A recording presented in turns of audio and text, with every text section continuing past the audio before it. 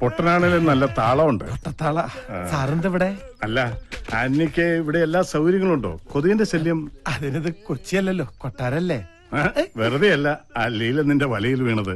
Comedy പറയുന്നവരെ ഐശ്വര്യ റോയ്ക്ക് വരെ ഇഷ്ടാവട്ടോ. സത്യമായിട്ട് സാറ് ഞാൻ താൻ ഒന്നും പറയണ്ട. ഇന്ന പ്രായത്തിലെ പ്രേമിക്കാവുള്ളെന്ന് ആരെങ്കിലും എവിടെയെങ്കിലും എഴുതി വെച്ചിട്ടുണ്ടോ? ഈ പ്രണയം എന്ന് പറയണത് വാർദ്ധക്യം ബാധിക്കാത്ത ഒരു വികാരമാണല്ലോ. സത്യം പറഞ്ഞാൽ ഞാനും ഇപ്പൊ അത്തരത്തിലൊരു ഒരു ഒരു ഇതിലാണ്. അതേന്ന് മറ്റാരുമല്ല, ലക്ഷ്മി. ലക്ഷ്മിക്ക് മിന്നുമോളോടുള്ള സ്നേഹം കാണുമ്പോ അവക്ക് അവളുടെ അമ്മയെ തിരിച്ചു കിട്ടിയതുപോലെ എനിക്ക് തോന്നുന്നു. അതെ, തൽക്കാലം ഇത് മറ്റാരും അറിയണ്ട, ആന്റണി മാത്രം അറിഞ്ഞാൽ മതി. ഇവിടെ ഇപ്പോ ഈ കാര്യം എന്നോട് മാത്രല്ലേ പറയാൻ പറ്റുള്ളൂ. അതെ, എന്നോട് തന്നെ പറയണം. റൈറ്റ്, നമുക്കേ അത് പറഞ്ഞാൽ മനസ്സിലാവുള്ളൂ. സമയമാകുമ്പോ ആന്റണി തന്നെ ലക്ഷ്മിയോടൊന്ന് സംസാരിക്കണം. ലക്ഷ്മിയോട് ഞാൻ പറയണം. എനിക്ക് നേരിട്ട് പറയാൻ ഒരു ഇതല്ലേ അതുണ്ടാവും. സ്വർഗത്തേക്കാൾ സുന്ദരം എന്റെ കർത്താവേ. ആന്യവല്ലോ പറഞ്ഞു കാണുമോ? ചായ കൊണ്ട് വരുന്നുണ്ട്. ഇനി എങ്ങനെ ഫേസ് ചെയ്യും? എവിടെയാ തുടങ്ങേണ്ടത്?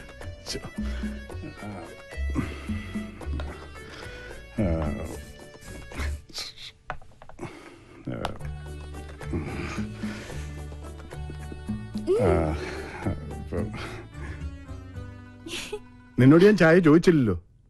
അവളൊരു ചായ കൊണ്ടുവന്നു. ലക്ഷ്മി അമ്മേ, ആദിയുടെ വീട്ടിൽ നിന്ന് ലക്ഷ്മി അമ്മ എന്തിനാ പോകുന്നത്? അത് പിന്നെ ആദിയുടെ അച്ഛനും അമ്മ എങ്ങനെയാ? കുഴപ്പക്കാരാ? അമ്മ പാവാ. അപ്പൊ അച്ഛൻ ഭീകരനാ? കണ്ടാൽ ഒരു ഭീകരനാണെന്ന് തോന്നുമെങ്കിലും ആള് പാവാ. പക്ഷേ ഈയിടെയായിട്ട് ഉള്ളിൽ എന്താണെന്ന് ശരിക്കും അങ്ങോട്ട് മനസ്സിലാവണില്ല. അത് സാരല്ല, അമ്മ ലക്ഷ്മി അമ്മയെ പോലെ ആയാ മതി.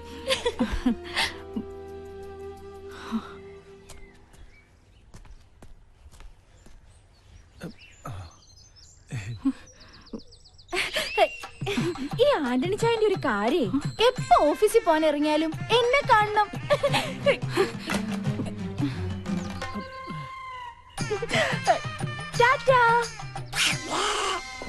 ഇനി ഇതുപോലത്തെ ഒരുപാട് തമാശകൾ എന്റെ അടുത്തുണ്ട്. ഫ്രീയാവുമ്പോ ഞാൻ പറഞ്ഞുതരാം. അല്ല, ആദി സാർ മുന്നിലിരുന്നോട്ടെ. പിന്നിലിരുന്ന് എന്താ കുഴപ്പം? ഡ്രൈവ് ചെയ്യാൻ ബുദ്ധിമുട്ടുണ്ടോ ആന്റണി ചേട്ടാ? അങ്ങനെയാണല്ലോ പതിവ് സാറേ. പതിവില് പല പല മാറ്റങ്ങളൊക്കെ ഉണ്ടായിട്ടുണ്ട് അല്ലെ മിന്നു? ഡ്രൈവർ വണ്ടി എടുക്കൂ.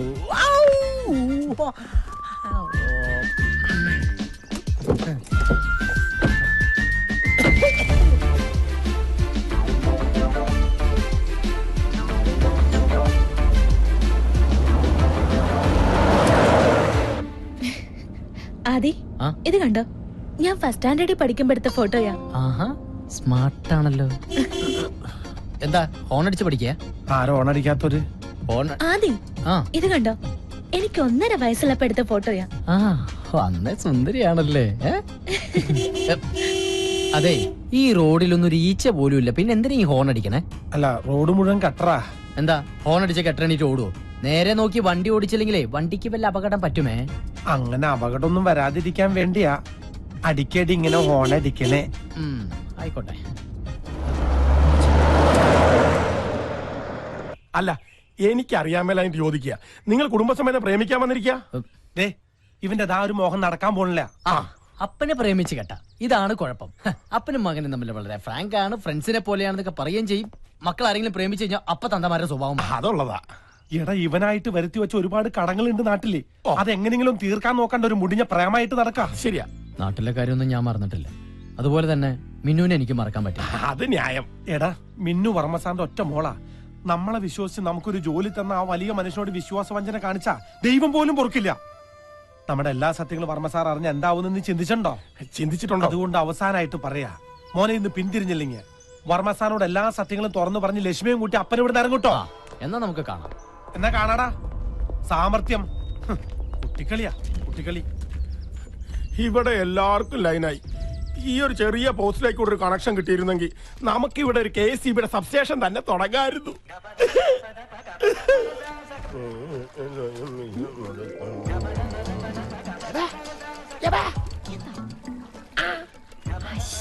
അതിവിടെയല്ല, അപ്പുറത്ത് അപ്പുറത്ത്.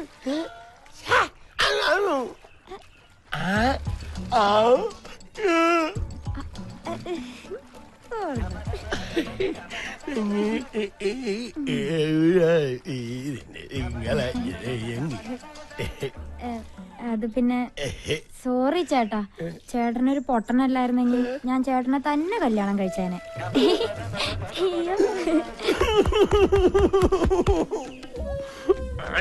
ഞാൻ വെച്ചിട്ടുണ്ട്.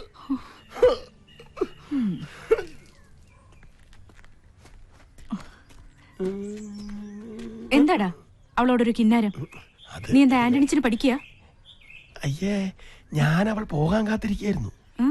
മിന്നുവിന്റെ കാര്യം പറഞ്ഞ ആന്റണിച്ചിനും ആദ്യം വലിയ തർക്കത്തില. കൂട്ടുകാരെ പോലായിരുന്നു അപ്പനും മോനും. ഇപ്പൊ ആനപ്പാറയിലെ അച്ചമ്മ അഞ്ഞൂറാനും പോലെ. ഇപ്പൊ ഞാൻ എന്ത് ചെയ്യണോന്നാ നീ പറയുന്നേ? ലക്ഷ്മിയമ്മ ഒന്ന് സംസാരിച്ചാൽ എല്ലാം തീരും. അപ്പൊ ഇന്ന് രാത്രി 12 മണിക്ക് നമ്മുടെ കുടുംബ മീറ്റിംഗ്. സ്ഥലം ഡെല്ലിക്കൽ തറവാട്, ആന്റണിച്ചന്റെ മുറി.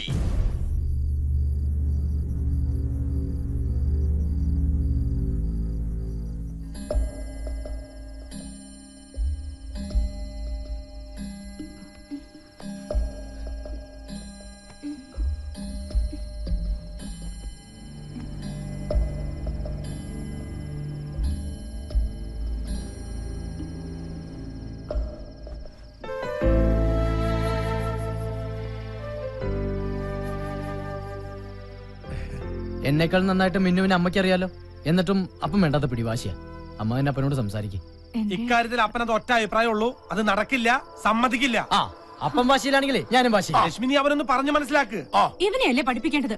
എന്തായാലും എന്റെ മോൻ കൊട്ടാരത്തിലെ അടിച്ചു കളിക്കാരുടെ പിന്നാലെ ഒന്നും പോയില്ലല്ലോ. ഞാനിപ്പോ ഇങ്ങോട്ട് വന്നത് അതൊന്നും ചോദിക്കാനല്ല, എല്ലാം എനിക്കറിയാം. നിനക്ക് എന്തറിയാന്നാ? അങ്ങനെയാണെങ്കിൽ എനിക്ക് നിന്നെ കുറിച്ച് ചിലത് പറയാണ്ട്. എന്താ നിങ്ങക്ക് എന്നെ പറ്റി പറയാനുള്ളത്?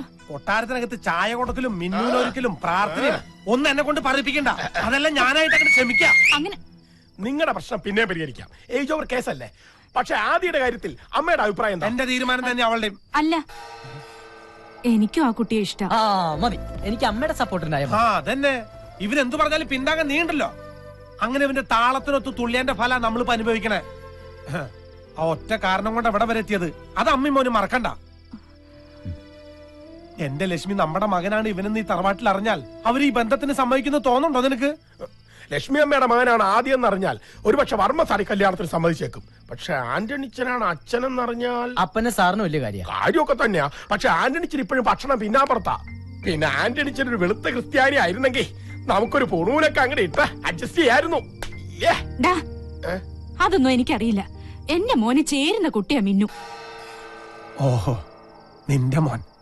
അപ്പൊ ഇവൻ എന്റെ ആരുമില്ല. മിന്നു ഉണർന്ന എന്നെ തിരക്കും. പീതാംബര,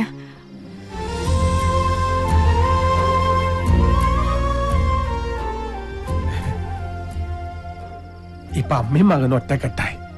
ഈ അപ്പം പുറത്ത് നടക്കട്ടെ. അങ്ങനെ ഇന്നത്തെ കഴിഞ്ഞു.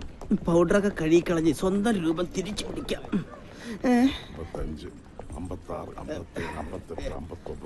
മൊത്തം തന്നോളൂ. കാക്കേ ഞാൻ ഇറങ്ങി. നീ വീട്ടിലേക്ക് പോക്കൂ. അല്ല, നമ്മുടെ എംഡിയും ചെയ്യുമ്പം ഇതുവരെ ഇറങ്ങിയിട്ടില്ലേ?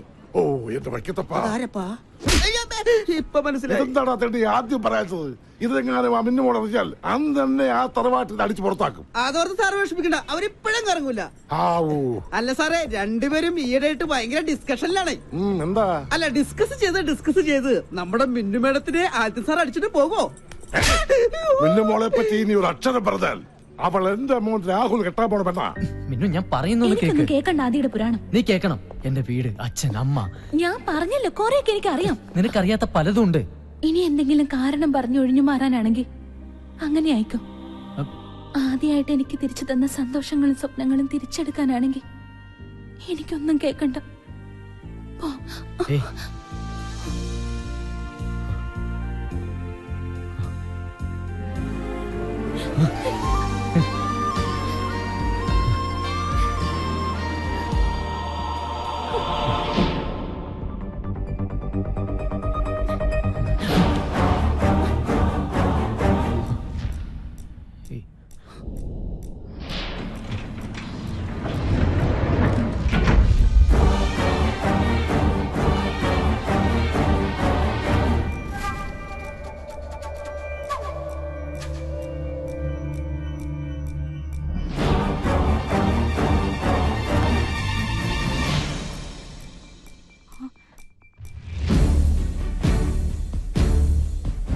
ടാ.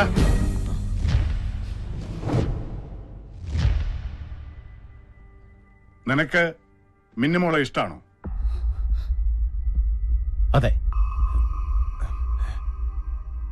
ഏ? എന്റെ മനസ്സിലും ഇങ്ങനെ ഒരു ആഗ്രഹം ഉണ്ടായിരുന്നു.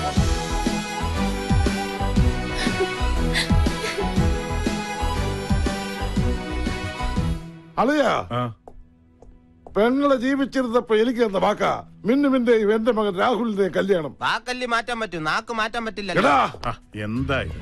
അറിയാ, ആദിത്യനും ലക്ഷ്മിയും വന്നതിന് ശേഷമാണ് നഷ്ടപ്പെട്ടു പോയ എന്റെ മോളുടെ കളിയും ചിരിയും എനിക്ക് തിരിച്ചു കിട്ടിയത്. എന്റെ മോളുടെ സന്തോഷമാണ് എനിക്ക് വലുത്. അതുകൊണ്ട് ഇവരുടെ കല്യാണം നടത്താൻ ഞാൻ തീരുമാനിച്ചു.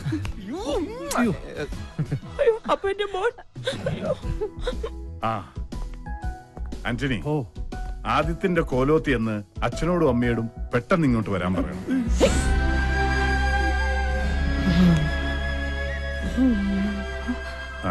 അന്നിങ്ങ് വന്നേ. അതെ, ഈ കല്യാണം കഴിഞ്ഞിട്ട് വേണം നമുക്ക് എത്രയും പെട്ടെന്ന് ഞാൻ പറഞ്ഞ കാര്യം തീരുമാനിക്കാൻ.